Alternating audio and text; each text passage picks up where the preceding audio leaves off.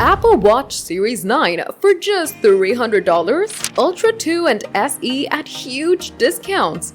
Don't miss these killer deals. Ready to save big? Let's dive in. Welcome to GadInsider, your tech deals hotspot. Today we're breaking down the best Apple Watch deals for July 2025. With over 100 million sold since 2015, the Apple Watch blends style and smarts. From GPS tracking to heart rate monitoring, the Series 9, SE, and Ultra 2 pack watchOS 10 features like offline Siri and double tap gestures. Now's the time to grab one at a steal. The flagship Series 9 shines with the S9 chip. Get the 41mm GPS model for $300, down 25% from $400, or the 45mm GPS from $329, 23% cut from $429. Both boast brighter displays, offline Siri, and eco-friendly bands, perfect for daily wear. The budget SE 40mm GPS is $189, 24% off $249, and the 44mm is $219. 22% off from $279. Great for fitness with watchOS 10. For pros,